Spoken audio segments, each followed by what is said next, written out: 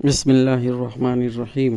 عصر حاضر کے پرفریب نعرے، جس کے آتھر ہیں ڈاکٹر محمد رفعت صاحب، آج اس کا یہ باب پنجم یعنی چیپٹر 5 ہم لوگ شروع کر رہے ہیں۔ جارحانہ قوم پرستی ایک تجزیہ۔ ہمارے ملک میں جارحانہ قوم پرستی کی ایک طاقتور تحریک موجود ہے جو اپنے کو ہندوتو کا علمبردار کہتی ہے۔ اس تحریک کا خاص نشانہ مسلمان ہیں۔ پچھلی 3 دہائیوں میں ملک میں ایسے واقعات پے در پے پیش آئے ہیں جو بتاتے ہیں کہ ہندوتو کے علمبرداروں نے مسلمانوں کے جان و مال اور اسلامی شعائر پر یلغار کر دی ہے۔ حکومت کی مشنری یا تو خاموش تماشائی ہے یا ان کا ساتھ دے رہی ہے۔ اس صورتحال میں مسلمانوں کو اور منصف مزاج اہل ملک کو کیا کرنا چاہیے، یہ سوال درپیش ہے۔ جارحانہ قوم پرستی کے رجحان کے علمبردار ترقی کا نعرہ لگاتے ہیں، لیکن یہ بات اب تک واضح نہیں ہے کہ پورے ملک کو درپیش سیاسی، سماجی اور معاشی مسائل کے لیے وہ کیا حل پیش کرتے ہیں۔ البتہ مسلمانوں سے ان کا مطالبہ یہ ہے کہ وہ اپنے عقائد، شعائر، تہذیب اور ثقافت سے دستبردار ہو جائیں اور اکثریت کے کلچر میں جذب ہو جائیں۔ غالباً یہی ہندوتو کی کل حقیقت ہے۔ اس کے علاوہ عوام کے لیے یا ملک کے لیے کوئی مثبت پروگرام انہوں نے پیش نہیں کیا ہے۔ مسلمانوں سے اپنا مطالبہ منوانے کے لیے جارحانہ قوم پرستی کے علمبردار طاقتوں کا طریقہ کار یہ ہے کہ مفسد عناصر مسلمانوں پر حملہ کرتے ہیں، ان کو جانی و مالی نقصان پہنچاتے ہیں، مساجد کو مسمار کرتے ہیں، اور اس طرح وہ یہ چاہتے ہیں کہ مسلمانوں کے حوصلے پست ہو جائیں اور وہ ڈر کر اکثریت کے کلچر میں شمولیت قبول کر لے۔ یہ طریقہ کار جبر و اکراہ پر مشتمل ہے۔ قوم پرستی کی دلیل۔ سوال پیدا ہوتا ہے کہ مسلمانوں پر جبر و اکراہ کا استعمال کیوں کیا جا رہا ہے؟ قوم پرستی کے علمبردار جواب میں کہتے ہیں کہ نیشنلزم اور سیکولرزم کا تقاضا یہ تھا کہ ہندوستان کے مسلمان بتدریج ہی صحیح قومی کلچر میں جذب ہو جاتے، مثلاً اپنے الگ پرسنل لا سے دستبردار ہو جاتے، لیکن مسلمان اکثریت کے کلچر میں جذب نہیں ہو رہے ہیں اور اپنے جداگانہ تہذیبی تشخص پر اصرار کیے جاتے ہیں۔ مزید برآں قوم پرستی کے علمبرداروں کی شکایت یہ ہے کہ سیکولر کہلانے والی سیاسی پارٹیاں اپنی سیاسی اغراض اور ووٹوں کی خاطر مسلمانوں کی اس بے جا روش کو نہ صرف برداشت کرتی ہے بلکہ اس کی ہمت افزائی کرتی ہے۔ قوم پرستی کے حامیوں کے نزدیک یہ رویہ نقلی سیکولرزم یعنی سوڈو سیکولرزم ہے۔ وہ کہتے ہیں کہ مسلمانوں کی بے جا ضد، اپنے تشخص پر اصرار اور سیاسی پارٹیوں کا اس ضد کو برداشت کرنا، یہ سب بہت دنوں سے گوارا کیا جا رہا ہے۔ اب صبر کا پیمانہ لبریز ہو چکا ہے۔ اب ناگزیر ہو گیا ہے کہ مسلمانوں کو جبر و کراہ کے ذریعے قومی کلچر میں جذب کر لیا جائے۔ یہ وہ دلیل ہے جو سیکولر افراد کو بھی اپیل کرتی ہے، اس لیے کہ مختلف وجہوں سے مسلم پرسنل لا اور مسلمانوں کا جداگانہ تہذیبی وجود ان کو بھی کھٹکتا ہے۔ البتہ ان کی بڑی تعداد مقصد کے حصول کے لیے جبر و کراہ کا طریقہ کار اختیار کیے جانے کی تائید نہیں کرتی۔ وسیع تر منصوبہ۔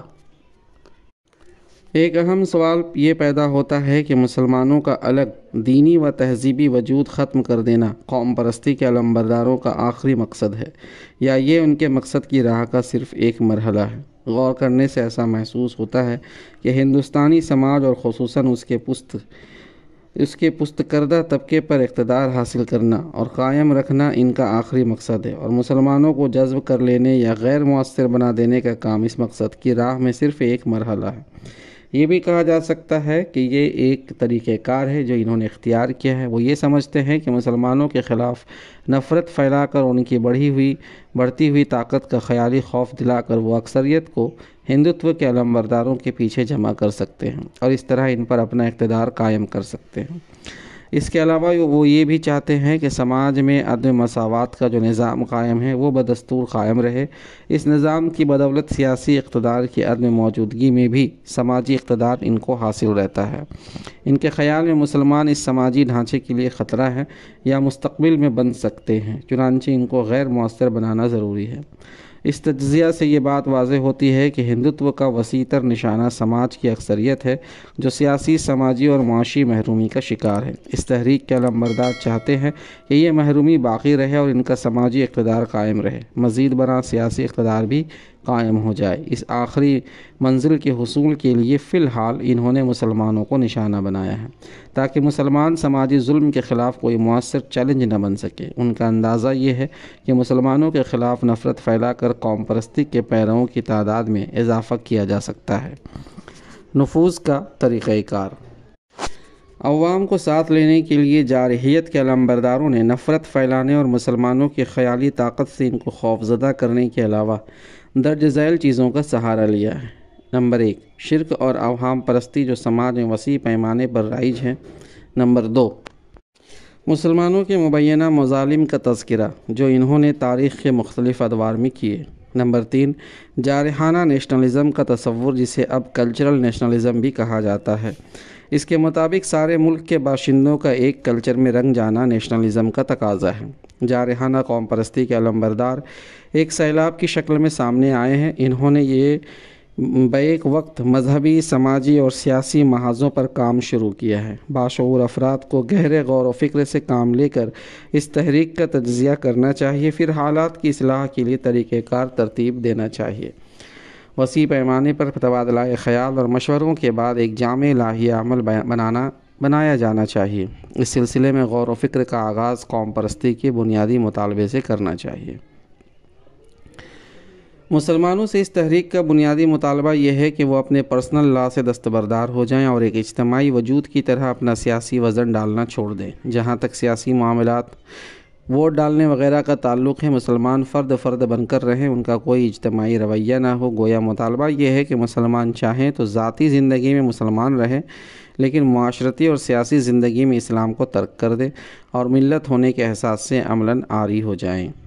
اس مطالبے کے جواب میں مسلمان عموماً یہ کہتے ہیں کہ اپنے مذہب پر قائم رہنا ہمارا دستوری حق ہے۔ ملک کا ڈھانچہ سیکولر ہے، اس نے ہمیں اجازت دی ہے کہ ہم اپنے دین و تہذیب پر قائم رہیں، ہم اپنے اس دستوری حق سے دستبردار نہیں ہو سکتے۔ مزید برآں سیکولرزم کے معنی بھی یہی ہے کہ ہمیں اپنے مذہب پر عمل کا حق حاصل ہو۔ یہ جواب اب تک کارگر ثابت ہوتا رہا ہے، لیکن اس میں ایک بنیادی کمزوری ہے۔ مسلمان سمجھتے اور کہتے ہیں کہ سیکولرزم کا تقاضا یہ ہے کہ مذہبی معاملات میں ہر مذہبی گروہ آزاد ہو۔ چونکہ پرسنل لا ہمارا مذہبی معاملہ ہے، اس لیے ہمارا پرسنل لا محفوظ رہنا چاہیے۔ کسی کو حق نہیں کہ ہم کو ہمارے پرسنل لا سے محروم کر کے کامن سول کوڈ ہم پر نافذ کر دے۔ لیکن قوم پرستی کے قائل کہتے ہیں کہ بے شک سیکولرزم کے معنی یہ ہے کہ مذہبی معاملات میں مسلمان سمیت تمام مذہبی گروہ آزاد ہوں، کوئی ان کے مذہبی معاملات میں مداخلت نہ کرے۔ لیکن پرسنل لا مذہبی معاملہ نہیں ہے۔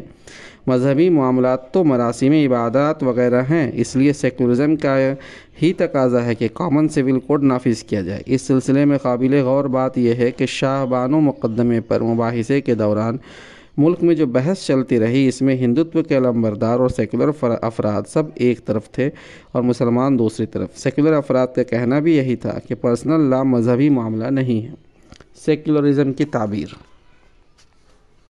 یہاں پہنچ کر ہم اس سوال سے دوچار ہو جاتے ہیں جس کا تعلق سیکولرزم کے مفہوم سے ہے۔ مسلمانوں، ہندوتو کے علمبرداروں اور سیکولر پارٹیوں تینوں کا لفظ سیکولرزم پر اتفاق ہے، لیکن اس کا مفہوم ان سب کے ذہن میں الگ الگ ہے۔ ان میں اس حد تک تو اتفاق ہے کہ انسانی زندگی کے بعض معاملات مذہبی ہوتے ہیں اور بعض غیر مذہبی۔ پھر اس بات پر بھی ان میں اتفاق ہے کہ مذہبی معاملات میں ہر گروہ کو آزادی ملنی چاہیے اور غیر مذہبی معاملات میں سب کا طرز عمل یکساں ہونا چاہیے، اور ایسا ہونا چاہیے جیسا کہ ریاست یا اس کا با اختیار ارادہ یعنی پارلیمنٹ وغیرہ طے کرے۔ لیکن یہاں پہنچ کر ان میں اختلاف ہو جاتا ہے کہ مذہبی معاملات کون سے ہیں اور غیر مذہبی کون سے۔ مثلاً مسلمان پرسنل لا کو مذہبی معاملہ قرار دیتے ہیں، جبکہ ہندوتو کے علمبردار اور سیکولر پارٹیاں اسے غیر مذہبی معاملہ سمجھتی ہیں۔ یہاں پہنچ کر باہم شکوہ شروع ہو جاتا ہے۔ مسلمان ہندوتو اور سیکولرزم کے علمبرداروں سے شاکی ہوتے ہیں کہ تمہارا رویہ سیکولر نہیں ہے۔ ہندوتو کے حامی مسلمانوں اور سیکولر پارٹیوں دونوں سے شکوہ کرتے ہیں کہ تمہارا سیکولرزم نقلی ہے، جبکہ اصل دقت یہ ہے کہ خود سیکولرزم کے لفظ میں ابہام ہے۔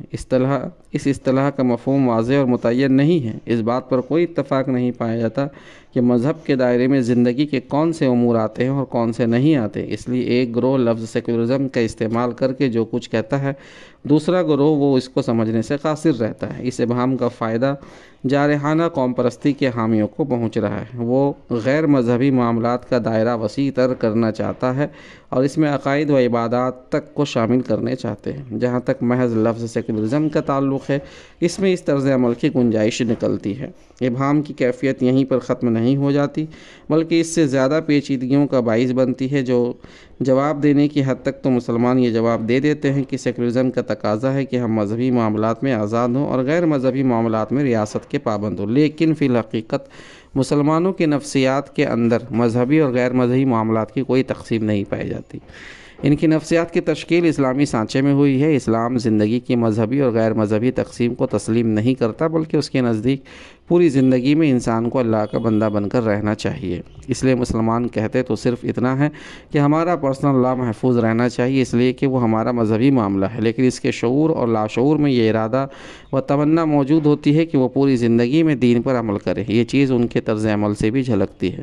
وہ سیاسی طرز عمل، مثلاً کسے ووٹ دیا جائے، طے کرتے وقت بھی یہ بحیثیت مسلمان ایک رویہ اپنانا چاہتا ہے، جبکہ رائج الوقت تصورات کے مطابق ووٹ دینا کسی صورت سے مذہبی معاملہ نہیں قرار پا سکتا۔ اس صورتحال کی بنا پر ہر وہ شخص جو مسلمانوں کے طرز عمل کا مشاہدہ کرتا ہے، وہ اس نتیجے پر پہنچتا ہے کہ مسلمانوں کا طرز عمل غیر سیکولر ہے، یعنی یہ کہ وہ فی الواقع زندگی کے مذہبی اور غیر مذہبی تقسیم کو تسلیم نہیں کرتے۔ گو کہ ان کی باتیں سیکولر ہے، یعنی گفتگو میں وہ سیکولرزم کا نام لیتے ہیں اور اپنی مذہبی آزادی کے لیے سیکولرزم کے نعرے کو بطور دلیل پیش کرتے ہیں۔ اب اگر مشاہدہ کرنے والا مسلمانوں سے عداوت رکھتا ہو تو وہ صاف کہتا ہے کہ مسلمانوں کا یہ طرز عمل عیاری اور منافقت پر مبنی ہے۔ وہ سیکولرزم کا فائدہ تو اٹھانا چاہتا ہے، یعنی اپنی جان و مال کی حفاظت چاہتے ہیں، لیکن اس کی قیمت نہیں ادا کرنا چاہتے۔ مثلاً پرسنل لا سے دستبردار نہیں ہونا چاہتے اور سیاست میں ایک بلاک کی طرح کام کرنے سے باز نہیں رہنا چاہتے۔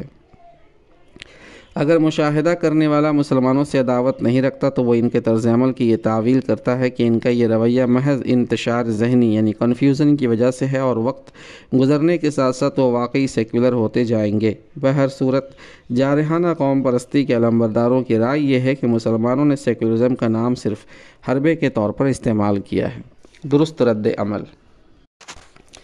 بحث کا بنیادی نقطہ یہ ہے کہ قوم پرستی کی جارحانہ تحریک نے مسلمانوں سے یہ مطالبہ کر رکھا ہے کہ وہ اپنے پرسنل لا سے دستبردار ہو جائیں، اپنے تشخص پر مصر نہ ہوں اور سیاسی میدان میں ایک بلاک کے طور پر کام نہ کریں۔ مسلمان یہ مطالبہ نہیں مانتے اور سیکولرزم کو بطور دلیل پیش کرتے ہیں، لیکن ان کا یہ جواب کمزور ہے اور مزید پیچیدگیاں پیدا کرتا ہے۔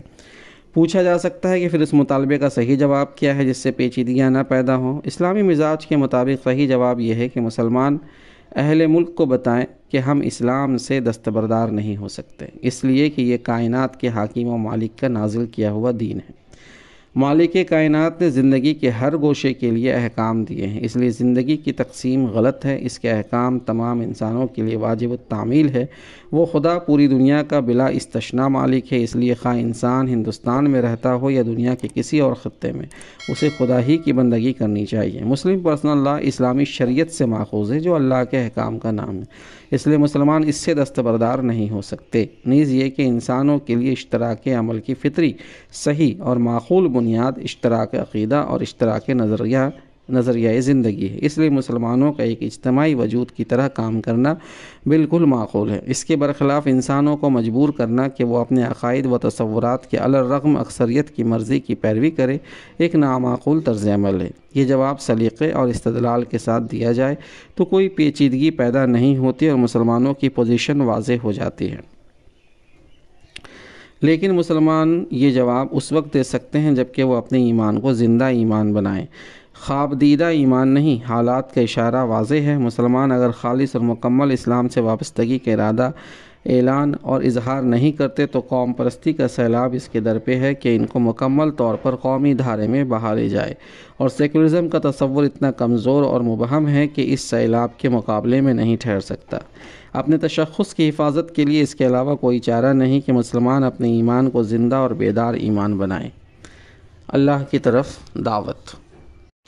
ایک صاحب ایمان شخص مندرجہ بالا جواب دے گا تو وہ انسانوں کو اللہ کی بندگی کی طرف دعوت بھی دے گا۔ یہ ناممکن ہے کہ مسلمان اسلام کو حق سمجھنے کی بنیاد پر اسلام سے چمٹے رہنے چاہتے ہوں اور دوسرے انسانوں کے بہی خوابی ہوں، لیکن پھر بھی ان کو حق کی طرف نہ بلائیں۔ اس حقیقت کو سمجھ لینے سے اس سوال کا جواب بھی مل جاتا ہے کہ اسلام سے شدید محبت کے باوجود مسلمان دوسرے انسانوں کو اسلام کی طرف کیوں نہیں بلاتے۔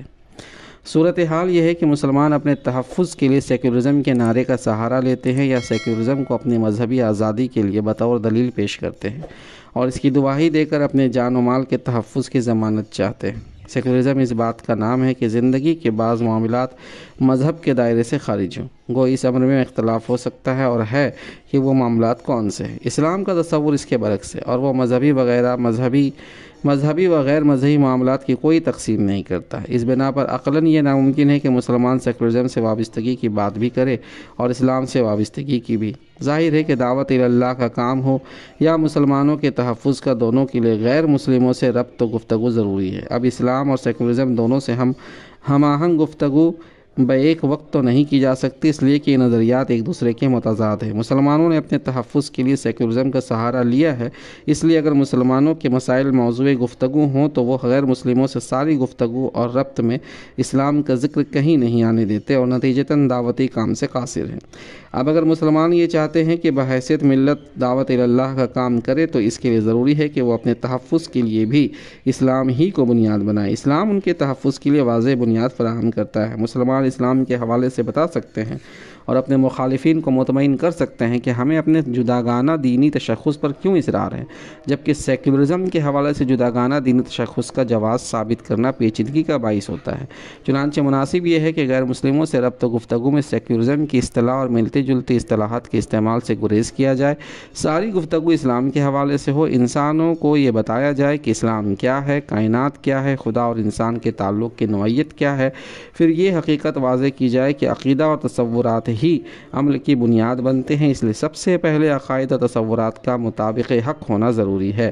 اسلام کے عقائد و تصورات حقیقت پر مبنی ہیں۔ یہ بات واضح کرنی چاہیے کہ عقیدے اور تصورات کے اشتراک کی بنا پر انسانوں کا اشتراک عمل بالکل فطری اور معقول ہے اور یہی مسلمانوں کے اجتماعی وجود کا جواز ہے۔ اگر مسلمان غیر مسلموں سے ربط و گفتگو کے وقت اسلام کو بنیاد بنائیں اور اسلام کے حوالے سے گفتگو کریں تو کار تحفظ اور کار دعوت ایک ہی کام کے دو جز بن جائیں گے۔ غیر مسلموں سے ربط قائم کر کے اور گفتگو کر کے وہ مختلف معاملات میں اختیار کیے گئے اپنے موقف کی معقولیت بھی واضح کر رہے ہوں گے اور انسانوں کو دین حق کی طرف دعوت بھی دے رہے ہوں گے۔ اس طرح دعوت کی رفتار میں اضافہ ہوگا، ان کا اجتماعی طرز عمل، انداز گفتگو، اجتماعی موقف کا اظہار اور اس کے حق میں استدلال، یہ سب دعوت بن جائے گا۔ ملک کا ماحول اس دعوت حق سے متاثر ہوئے بغیر نہیں رہ سکتا۔ تو سامعین، یہاں آ کر یہ باب پن جو مکمل ہوتا ہے۔ امید ہے کہ ہماری کوشش آپ کو پسند آ رہی ہوگی۔ تو جلدی ہم پھر اپنا اگلا آڈیو بک لے کر حاضر ہوں گے۔ تب تک کے لیے آپ بخیر و عافیت رہیں۔ جزاک اللہ خیر۔